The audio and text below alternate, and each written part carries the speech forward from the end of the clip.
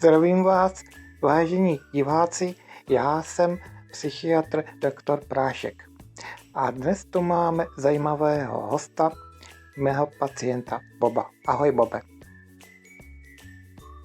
Bob toho teďka moc nenamluví, jo, ale jinak se vám představí tady v tomhle videu. Jmenuji se Bob a mým problémem je pyromanie. Myslím, Bobe, ale že tohle nikoho nezajímá. Měl bys jít přímo k věci, jo? Tak dobře, no. Já mám takový problém. Rád zakládám požáry, koukám na ty Zas světýlka, meleš jak hovna, tak Bobe. blikají. Říkal jsem ti, že tohle diváky zajímat nebude. Předtím ti huba jenom jela. Potřebujeme se dostat tému problému na kloup. A to jedině tak, že nám o tom něco malinko povíš bližšího. Tak, myslím, Bobe, že tě můžeme teda uvítat v našem studiu. Vítej, Bobe.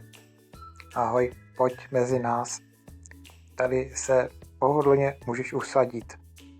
Přišel jsem za vámi do tohohle pořadu se svými problémy, ale vy jako psychiatr, absolutní špička v oboru, mě ignorujete.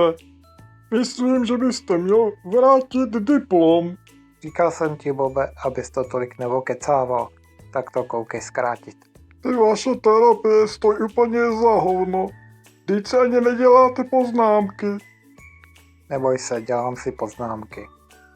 Myslím, že za moji pyromanii může můj dominantní otec a submisivní matka. To jsou všechno keci, Bobe.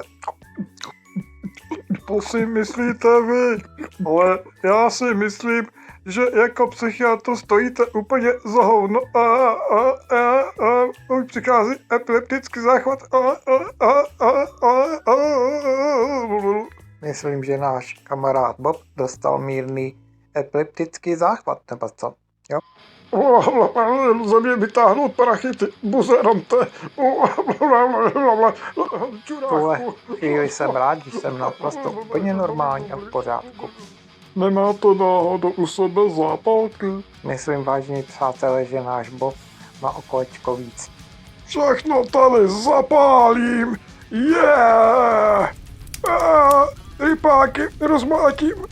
Zatraceně tomu Magorovi hráblo. Já hořím! Bobe, to chce klid, nerozrušuj se. Do prdele! Tak myslím, vážení přátelé, že tahle terapie dnes skončila poněkud předčasně. No, takže se s vámi loučím. Ahoj.